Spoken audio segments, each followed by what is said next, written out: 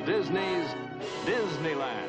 When you wish upon a star, makes no difference who you are. Here now to tell you about it is Walt Disney. Welcome. I guess you all know this little fella here. It's an old partnership. Mickey and I started out the first time many, many years ago. We've had a lot of our dreams come true. Now we want you to share with us our latest and greatest dream. That's it, right here. Disneyland. Seen from about 2,000 feet in the air and 10 months away. I want to tell you about it because later on in the show you'll find that Disneyland the place and Disneyland the TV show are all part of the same. Now on a site of 240 acres near the city of Anaheim in Southern California, right about in here, we've begun to build Disneyland the place. We hope that it will be unlike anything else on this earth. A fair, amusement park, an exhibition, a city from the Arabian Nights, metropolis from the future. In fact, a place of hopes and dreams, facts and fancy, all in one. Now, next year, our television show will be coming from this Disneyland. But this year, we want you to see and share with us the experience of building this dream into a reality. We promise to keep you informed as our dream became a reality. So, for a first-hand progress report, let's visit Disneyland now. We could go by car, of course. It's a pleasant 50-minute trip across town. But let's be different. Let's take to the air. Let's go by helicopter. Our point of departure is the studio front lawn. Although we're taking the flyways on this trip, in the future, you'll take the highways when you visit Disneyland. So we're going to travel along one of the routes you're likely to follow. But first, we'll take a swing down across the baseball diamond and over the rooftops of some of the main studio buildings. Then we're on our way. You know, the superhighways of America have many names, parkways, turnpikes, but here in California, since there are no toll charges, we call them freeways. We're approaching Anaheim now, almost there. Turn right at the next corner, Harbor Boulevard, and here we are at Disneyland. This location, by the way, was chosen with the aid of traffic experts as the most accessible spot in Southern California. And our visitors will have no parking problem. We will accommodate 10,000 cars. Our first job was to clear these 160 acres, and then the contouring began.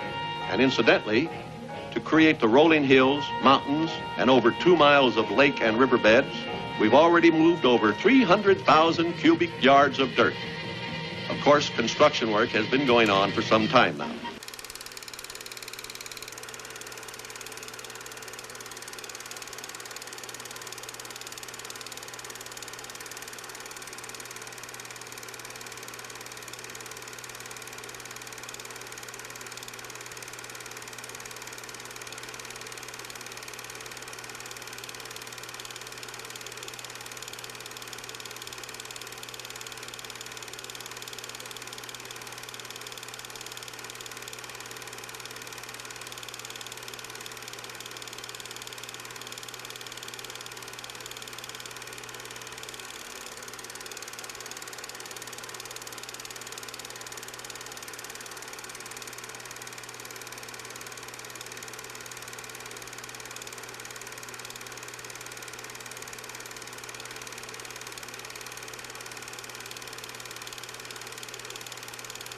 The people and eyes around the world are focused on these 160 acres here in Anaheim, California.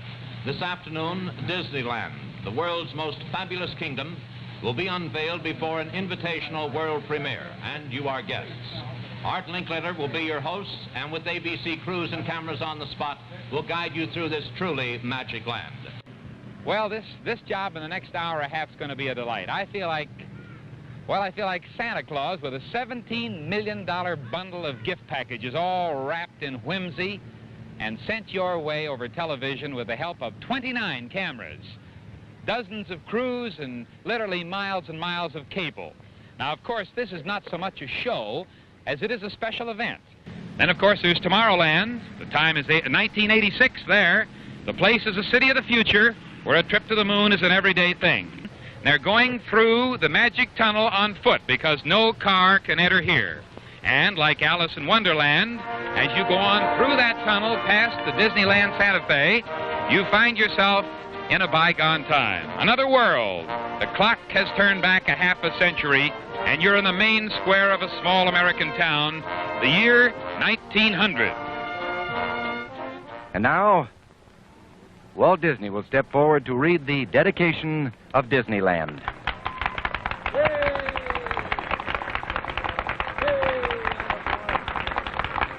To all who come to this happy place, welcome. Disneyland is your land. Here age relives fond memories of the past. And here youth may savor the challenge and promise of the future.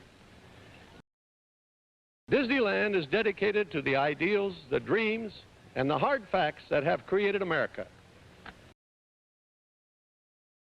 with the hope that it will be a source of joy and inspiration to all the world. Thank you.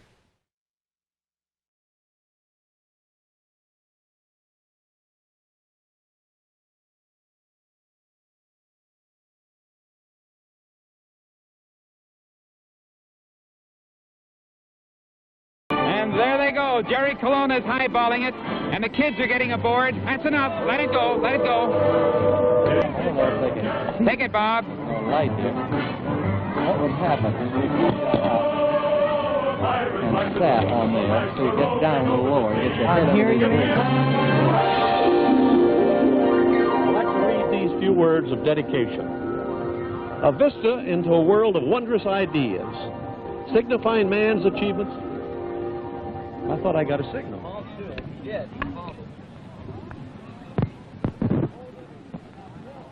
Before our preview of Tomorrowland. And there's Aunt Jemima.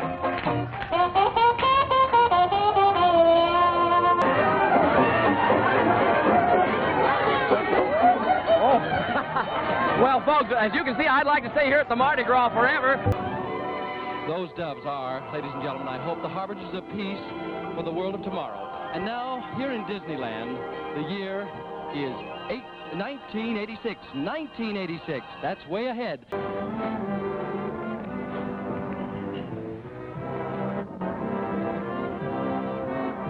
A stern wheel riverboat, something most living Americans have never seen. But right now, it's my pleasure to introduce the lovely lady and famous star whom Mr. Disney has asked to christen the Mark Twain. Ladies and gentlemen, Miss Irene Dunn. Hello, Irene. Oh, how are you? It's listing. It's listing a little because it'll be shoving off in a moment. Yes. Well, now, Miss Dunn, you're holding a very special bottle here in your arms. Yes, I am, Walt. You see, And I see Art Linkletter right now. Art Linkletter is looking for a microphone. He looks all confused. He's standing over there in front of the Mr. Toad's Wild Ride. And I think if he ever gets a microphone, we'll be able to talk to him because he's waving his arms. There's been something gone wrong here for just an instant, but you can't wonder, ladies and gentlemen, this is a tremendous, tremendous affair today. Walt, you've made a bum out of Barnum today, but we've got to go. I know, but I just want to say a word of thanks to all the artists, the workers, and everybody that helped make this dream come true. Let's go into Fantasyland and have some fun. Let's go. Goodbye, folks.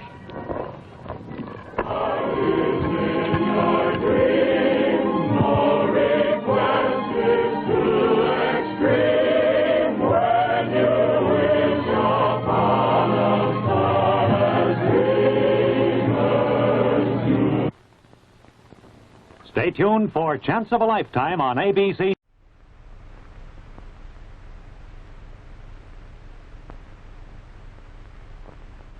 This is Disneyland, the fabulous 160-acre park in Southern California. 60 acres of this are developed into 4 mythical kingdoms. These are just some of the sights that ABC undertook to show a waiting nation on the world's largest live telecast. About 2 months before the program, Cam Pierce, Irwin Stanton, and Harold Huntsman started their engineering survey. Just how does one go about covering the production that had been planned? For one thing, how do you set up a control room for such a gigantic undertaking? This was the solution they came up with. They decided to set up 5 separate control rooms. Calls were sent out all over the nation, rounding up equipment. Getting 85,000 feet of cable, including 16,000 feet of coaxial, was no easy task in itself. And when it was all compiled, we had enough equipment for 12 complete TV stations. Some of the cameras came a long way to be in this historical telecast. Well, we have all the cameras we need now, but how do we move them from place to place? 13 hydraulic forklifts were brought in and were set about building special camera platforms and mounting them onto these lifts. These lifts gave us a great deal of mobility and speed. It also enabled us to move our cameras up and down to get shots over the heads of crowds and over obstacles. Well, here's a nice little gadget. We called it a cage, and that's just what it was. We then brought in a 110-foot crane and hoisted away for some of the most effective shots in the whole telecast. After all the preliminary planning now, we are about to see if everything would work. The camera crews started rehearsing their moves. Each camera became a remote unit in itself, complete with cameraman, stage manager, utility men, forklift operator, and crowd control men. And now, everything was in readiness in Frontierland. Cameras in position, waiting for the cue. And here come the horses, and the rehearsal is off to a good start. Well, almost. We had to stop and let the workmen through. And the trucks. All the time we were trying to rehearse, the workmen were still building Disneyland. Even Walt Disney, who is used to doing things on a big scale, was greatly impressed by this engineering miracle.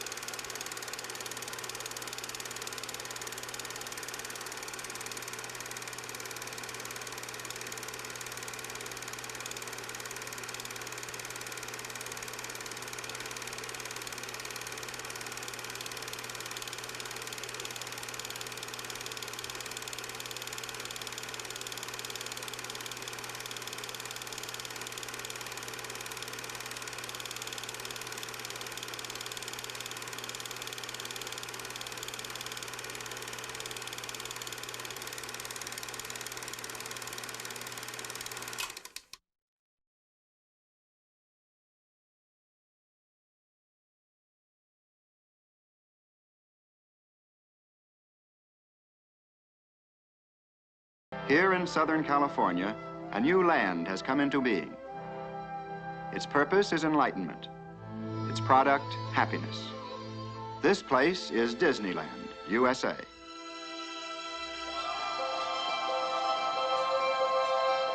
Disneyland could happen only in a country where freedom is a heritage and the pursuit of happiness a basic human right. And Disneyland has happened only once during this century. For here is an entirely new concept in family entertainment. Disneyland is divided into 5 different realms. We shall visit them all and experience many thrilling adventures. But perhaps one of the greatest adventures here was the planning and construction of Disneyland itself. Only yesterday, this was 200 acres of emptiness. Today, out of the flat sandy soil, desert rock formations have miraculously appeared, and hills and valleys. And where all was once bleak and arid, wide navigable streams and rivers now flow.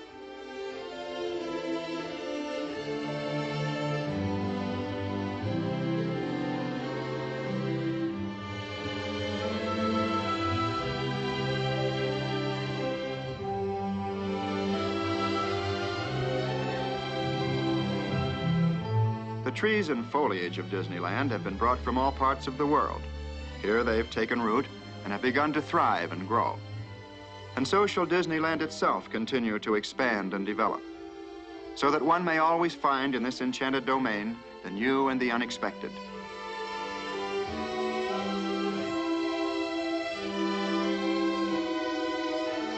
Well, there's a lot going on down there right now, and we want to be a part of it. So let's drop in for a typical day in Disneyland, just as though we were actually visitors from some distant place.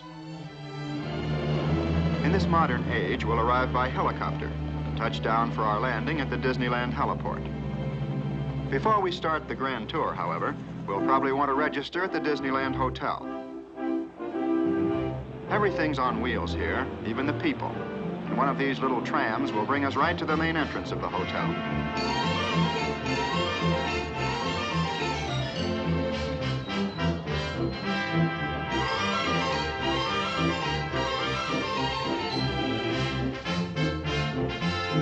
Here, all the family will find a warm welcome and the finest in modern hospitality.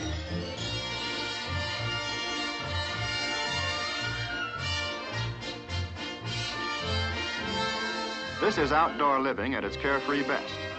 Scattered throughout these spacious grounds are many recreational areas, where guests of all ages may enjoy games and social activities.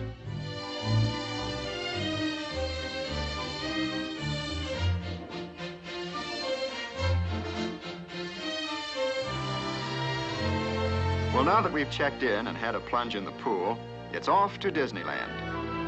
And we can thumb a ride from anywhere in the area, or this mechanical mule train will take us straight to the main entrance.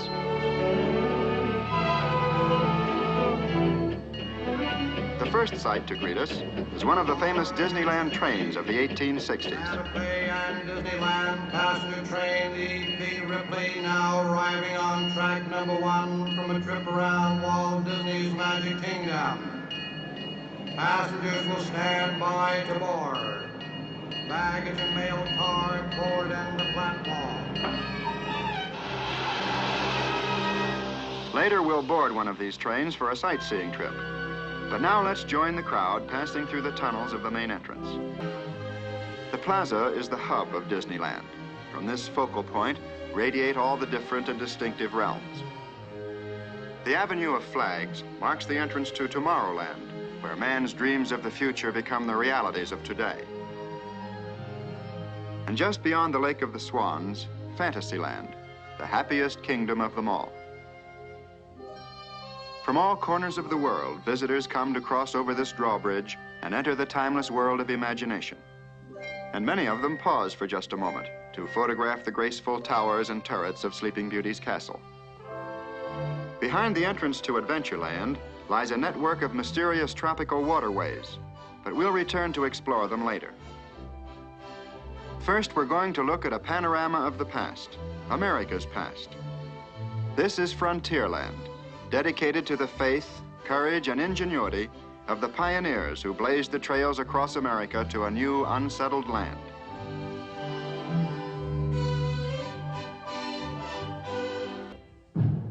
The Indian village is a permanent and popular attraction here. 17 different tribes are represented.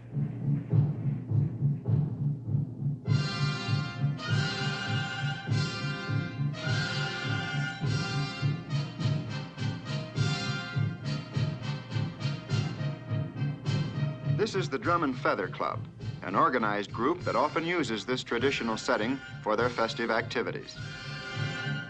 All such groups are welcome to come here and perpetuate their ceremonial customs and centuries-old cultures.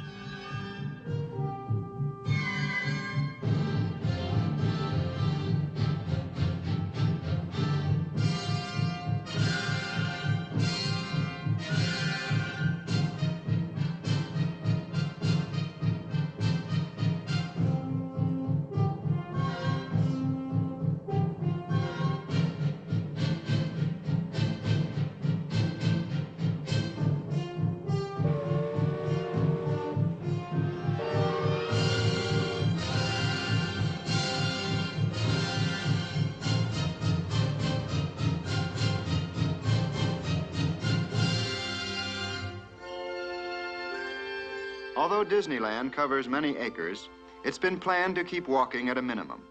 And so from Frontierland, it's just a matter of magic moments before we find ourselves in another part of the world, the tropical jungles of Adventureland. Primeval, exotic, and mysterious, this is a wonderland of nature's own design.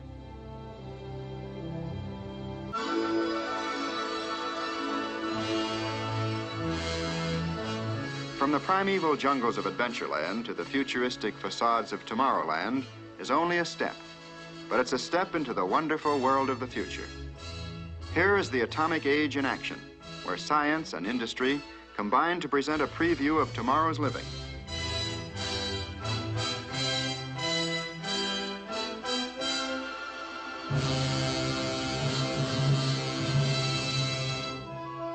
Appropriately, things are on the move in Tomorrowland. And one of the most exciting adventures is Autopia, the freeway to fun. This is the safest superhighway in the world.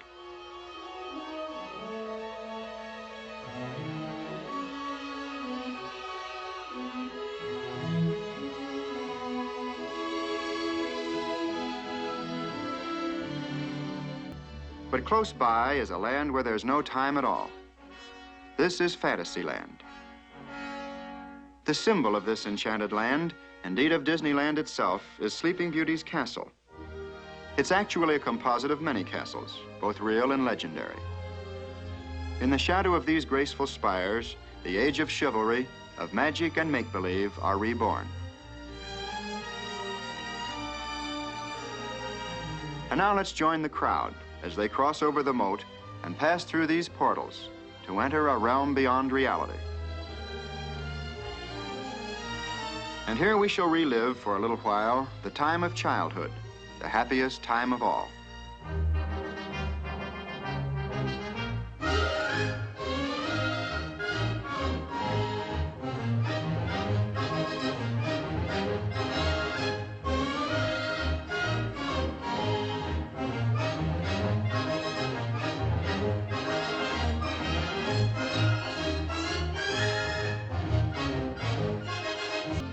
This is Fantasyland, the happiest kingdom of them all. Dedicated to the young and to the young in heart. To those who believe that when you wish upon a star, your dreams really do come true.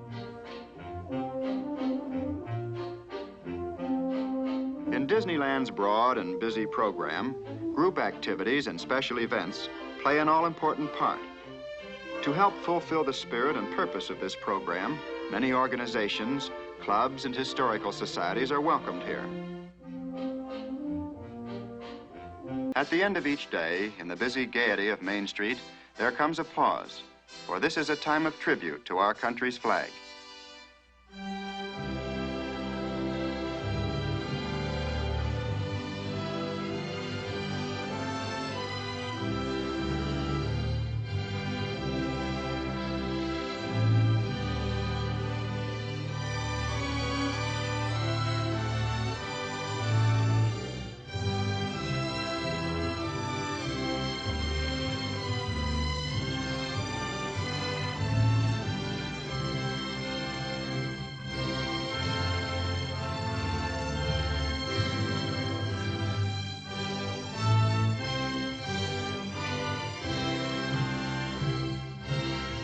Here in the town square, at the base of the flagpole, there's a plaque which sets forth in letters of bronze the purpose for which Disneyland was created and dedicated.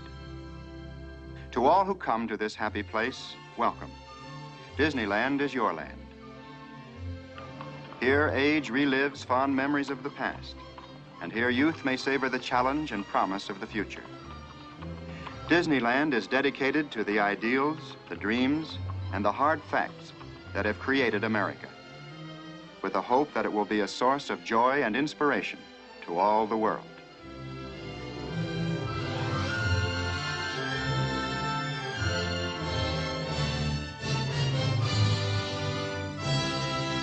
The Monsanto House of the Future stands in Tomorrowland. An exciting, dramatic exterior. But would people really be interested in it? Here's just a part of the answer. 5,000 to 10,000 people a day who wanted to get an idea of what a home in the future might be.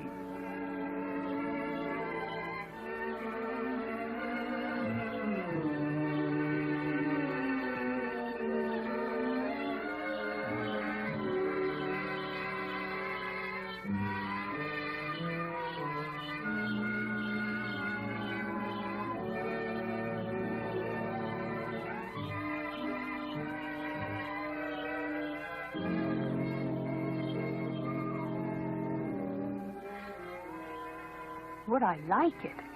What a dream. Imagine how wonderful it would be to live in a house like this. Just imagine. I'd be getting dinner in this kitchen. And what a kitchen. If you want more light, press a button. Any intensity of light through polarized plastic ceiling panels.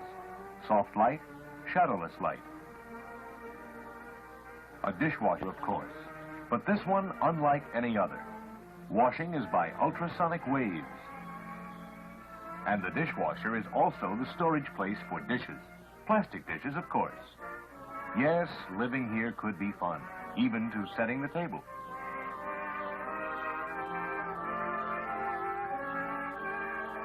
What's happening here? In an ordinary house, we'd be talking about the refrigerator and freezer. But in this house of the future, we call them cold zones. 3 of them, each lowered to handy position at the touch of a button. 1 zone for regular refrigeration, 1 for frozen, and 1 for irradiated foods. Design and science combined for the utmost in convenience and food preservation.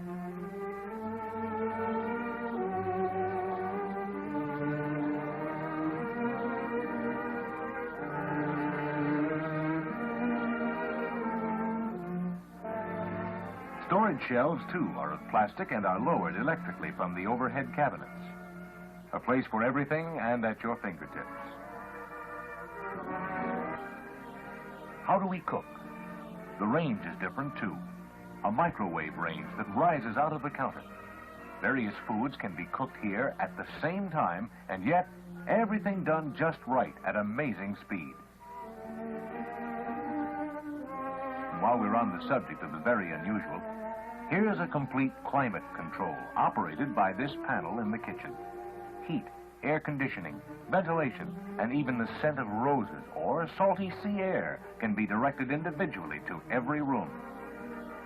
Unusual, too, are the floors of vinyl plastic with a plastic foam underlay that clean in a jiffy, tough yet beautiful. Is everything of plastic? Almost. Dishes, cups, countertops, walls, floors, ceiling, tabletops, shelves, and cabinets.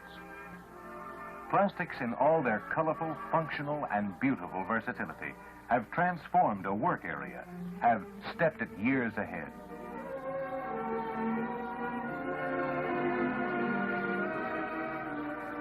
No need to guess whose room this is. That's right, for the young man of the house. Here's the answer to the continuous activity of the younger set. Tough, durable materials, easily washable. Floors, walls, shelving, and furniture, plastic, in combination with plywood, fiberglass, and other materials. Even the fabrics on furniture are of man-made fibers.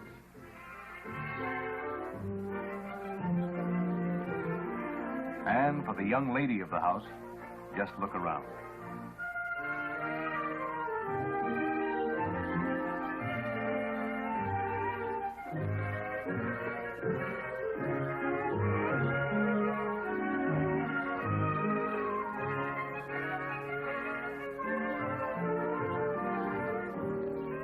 Here's a vanity which even seems fantastic for a dream of the future. A laboratory at one end, melamine surface, and a telephone system which challenges the imagination. Push buttons instead of dial, and no handset to disturb my lady's dressing. Just talk and listen.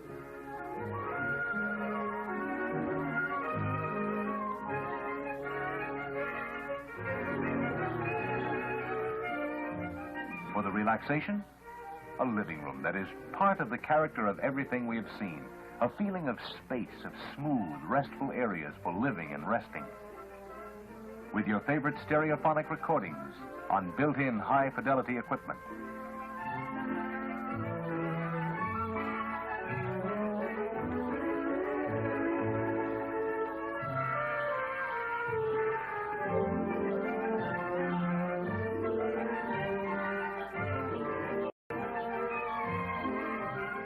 The bathroom for the youngsters is also futuristic. A lavatory that adjusts to height. No stretching or bending.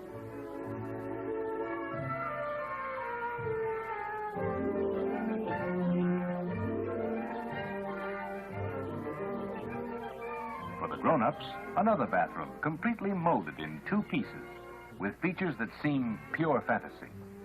Built-in electric razor and electric toothbrush. And here is something we'd all like to have. The same push-button phone we saw on the dressing table, but with the added attraction of a closed-circuit television receiver. The picture on the screen? Oh, that's of whoever is standing at your front door. You see him, but he doesn't see you. And you can give him any message you want over the 2-way communication system. Adjustable, shadowless ceiling lighting, of course, with panel-lesson panels for night light. The bathroom of the future in the house of the future. The versatility of plastics comes sharply to the front in the master bedroom. Fabrics and furniture of materials unheard of a short time ago. Practical but comfortable. Serviceable yet beautiful.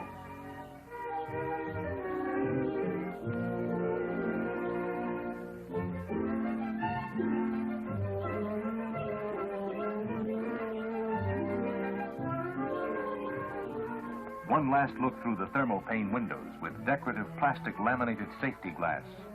Functional, beautiful. Another dream of the future in the house of tomorrow.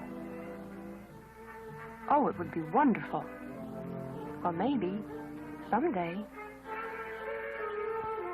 Yes, this whole thing, the house itself, the furnishings in it, offer a challenging new experience to stimulate your imagination toward newer and better ways of building, furnishing, and using our living space.